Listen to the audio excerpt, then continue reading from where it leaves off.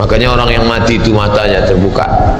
Makanya yang pertama kita lakukan menengok orang mati adalah memejamkan mata.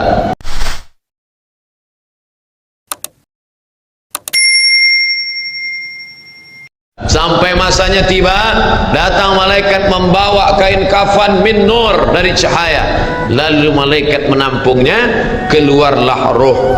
Sejuk terasa dari kaki, naik ke atas, naik, berhembuslah dia dari mulut. Wa nafakhtu fihi min ruhi, aku hembuskan, aku tiupkan. Dulu waktu masuknya ke tanah, ke daging itu ditiup, maka keluarnya pun juga keluar. Maka mata memandang, ruh keluar. Biji mata memandang, keluar biji mata. Makanya orang yang mati itu matanya terbuka. Makanya yang pertama kita lakukan menengok orang mati adalah memejamkan mata. Allahumma ighfir li abdus samad warfa' darajatahu ma'al ghabirin, inna lillahi wa inna ilaihi raji'un. Makanya saya jarang-jarang datang bila ada sebut, Ustaz ada orang meninggal dunia, sudah lama, baru sejam, nanti saya datang. Sebab apa? Saya takut nak pejamkan mata dia. Agak-agak sudah dipejamkan orang, baru saya datang. Saya datang, udah 3 jam, 4 jam, alhamdulillah saya datang. Belum tutup lagi. Iya. Kenapa? Menunggu Ustaz Somad.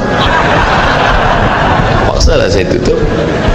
Allahumma ighfir li fulan ibn fulan warfa' darajatahu ma'al ghabirin, inna lillahi wa inna ilaihi. Mana istri yang katanya sayang, kaulah bulan, kaulah bintang, setengah nafasku pergi, buah hati belayan jiwa.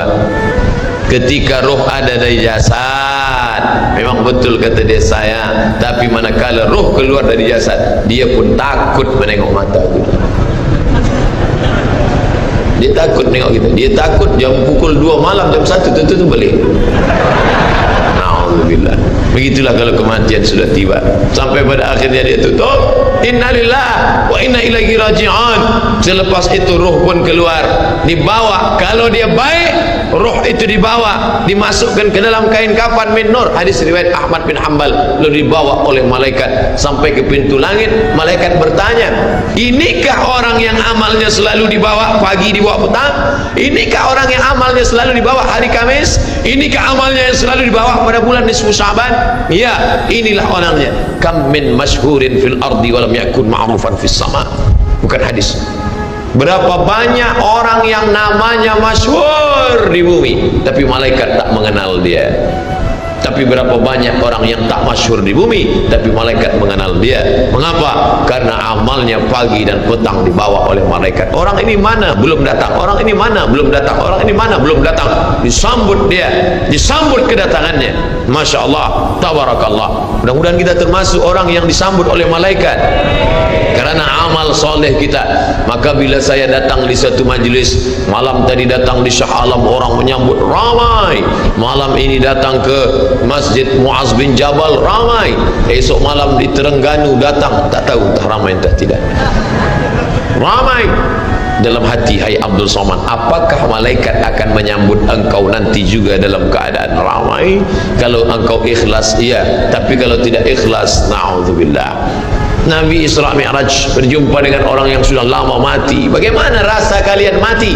Apa kata mereka? Seperti kambing yang dikuliti hidup-hidup, seperti tebasan pedang di tempat yang sama beratus kali, seperti kail mata pancing yang masuk ke dalam kulit yang basah, ditarik, disentapkan sehingga terikut dagingnya sampai keluar.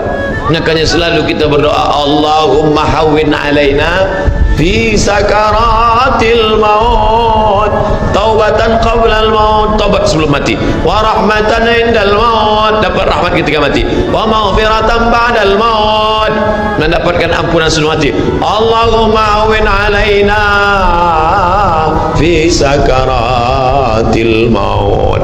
Makanya doa selamat itu baca pelan, baca pelan, merenungkan. Ini sekarang banyak orang baca doa selamat cepat-cepat. Maut, maut. Apa mau aja nih? Saya tak pernah menghafaz doa itu pakai kertas, tak pernah. Wa taubatan qablal maut, wa rahmatan indal maut, wa maghfiratan, belum pernah. Kenapa Ustaz boleh hafaz? Sebab dulu dibawa oleh ayah, dibawa oleh bunda, dibawa dalam acara tahlil, dibawa dalam kenduri orang mati, dibawa. Tiap hari telinga mendengar. Tu tuan imam membaca pelan, maka kita ingat taubatan qabla al-maut wa rahmatan indal maut. Anak-anak kita ini walaupun mereka lari sana sembang sini, tapi telinga mereka mendengar. Dan anak-anak ini hafaz. Kadang anak hafaz, ibu bapa tak hafaz. Sebab apa? Sebab dia golden age, usia emas. Mereka hebat, mereka kuat ingatannya, menangkap hafazan itu begitu kuat. Maka kita ajarkan mereka doa itu pelan-pelan. Sebab bila kita ajar kuat-kuat, mereka balik, dia panggil, ibunda dia panggil, cuba kau baca apa doa tadi? Maut. Apa mau aja ni? Sebab di Iraq banyak orang mati, sebab di Suriah banyak orang mati, di Palestin banyak orang mati, di Rohingya banyak orang mati. Padahal maknanya amat sangat dalam. Allahumma hawwin alaina, ringankan kami fi sakaratil maut.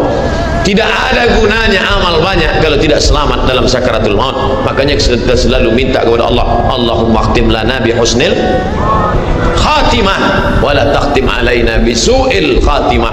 Allahumma ja'al akhir kalamina, jadikan akhir kalam kami inda tihai ajalina, ketika ajal kami sampai, jadikan akhir kalam kami yang terakhir keluar dari mulut kami qaula la ilaha illallah Muhammad Rasulullah.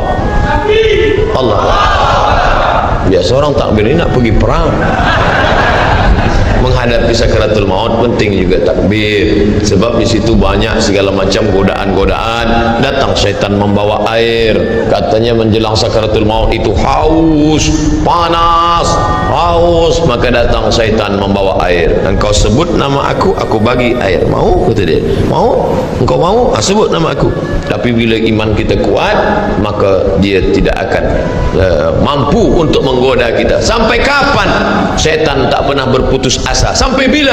La atiyannahum min baini aydihim, aku datang dari hadapan, wa min khalfihim, aku datang dari belakang, wa an aymanihim, aku datang dari kanan, wa an syama'ilihim, aku datang dari kiri. Datang dia, datang dari hadapan, datang dari belakang, datang dari kanan, datang dari kiri. Oleh sebab itu yang banyak tuan-tuan yang ada berada di sini, tolong berzikir semua. Subhanallah, subhanallah, subhanallah. Kenapa? Dengan zikir itu maka larilah jin-jin setan yang ingin mengganggu. La ughwiyannahum, aku akan goda mereka, aku akan sesatkan mereka. Berapa lama? Madamat arwahuhum fi ajsadihim, selama ruh ada dalam jasad, aku tak akan pernah berhenti sampai akhir keluar jasadnya dalam keadaan mati, tidak menyebut Allah Subhanahu wa taala. Itulah punca mereka. Makanya kita selalu berzikir. Esok pagi terjaga dari tidur automatically, karena kita sudah programkan di kepala kita, manakala terbuka, alhamdulillahilladzi ahyana ba'da ma amatana wa ilaihi nusyur. Selapar-laparnya orang beriman, manakala dia tengok makanan, terus saja dia ingat Allah. Allahumma barik lana fi ma razaqtana wa qina azabannar. Tapi ada setengah umat Islam, bila dah kenyang saja baru ingat Allah. Alhamdulillah. Bila tak kenyang tak ada ingat Allah SWT. Na'udzubillah. Oleh sebab itu maka inilah hidup yang singkat ini. Bila pernah kita bersedekah, itulah yang akan menolong. Laula aghartani ila ajalin qarib, kalau engkau beri aku umur panjang ya Allah, apa yang akan kulakukan? Fa as-saddaqa, aku akan bersedekah, wa akum minas salihin, aku ingin beramal saleh. Malam ini tajuknya Masya Allah, ini tazkirah terakhir, ini tazkirah akhir, last, dan tajuknya pun akhir pula. Mudah-mudahan ini tazkirah terakhir, tapi bukan terakhir bagi saya. Andai mati tidak masalah. Allahumma ja'al hayata ziyadatan li fi kulli khair. Kalau engkau takdirkan aku besok masih hidup ya Allah, jadikan hidupku itu ziyadatan li, sebagai amal tambahan. Kalau mati malam ini, Allahumma ja'alil mauta rahatan lana min kulli syarr. Kalau aku mati, maka kematian ini berhenti berbuat dosa. Orang beriman tak pernah sedih. Kalau dia mati, berhenti buat dosa. Kalau bertambah, bertambah pahala. Andai Abdul Somad esok pagi masih hidup, bertambah pahala. Dia akan tazkirah. dia akan bagi pelajaran. Andai Abdul Somad mati malam ini, alhamdulillah, berhenti melihat dosa. Dosa apa? Masuk airport, dosa. Masuk ke plane pesawat terbang, dosa. Dosa apa? Dosa mata. Takkan tak kita tengok. Mata terbuka, takkan kita tutup. Maka orang beriman sentiasa menjaga dirinya, tak pernah dia berkeluh kesah, tak pernah dia mencaci maki. Kenapa aku matikan aku ya Allah, kenapa umurku pendek ya Allah? Ridha kepada Allah. Itu yang selalu kita katakan, raditu billah rabba wa bil islami dina wa bi muhammadin nabiyan wa rasula. Aku ridha. Ada yang lebih hebat daripada haji mabrur, ada yang lebih hebat daripada jihad fisabilillah, ada yang lebih hebat daripada zikir dan baca Quran. Apa dia? Ridha bi qada'illah, ridha menerima keputusan Allah. Makanya banyak lelaki yang ridha manakala meninggal istrinya, datang orang, apa tuan tak menangis? Aku ridha menerima ini Ustaz, memang dah lama aku tunggu-tunggu. Oh, ini bukan ridha, ini memang penyakit. Oleh sebab itu maka makna ridha adalah tak berkeluh kesah. Setelah orang masuk ke dalam surga, mendapatkan kenikmatan surga, Allah bertanya, "Madza turidun?" Hai penghuni surga, apa lagi yang kalian inginkan? Apa kata penghuni surga? Ridhaka. Tapi engkau sudah masuk surga, ada yang belum kami dapat. Apa dia? Ridhamu. Yang mendapatkan ridha Allah hanya orang yang ridha menerima keputusan Allah subhanahu wa ta'ala. Man lam yarda bi qada'i, sesiapa sahaja yang tak ridha menerima takdirku, wa lam yasbir bi bala'i, yang tak sabar menerima ujianku, wal yatlub rabban siwaya, carilah Tuhan selain aku. Hadis ini dhaif. Tapi untuk targhib wa tarhib, untuk berikan semangat beramal, untuk fadail amal boleh dipakai, kerana ia bukan masalah akidah, bukan masalah halal haram.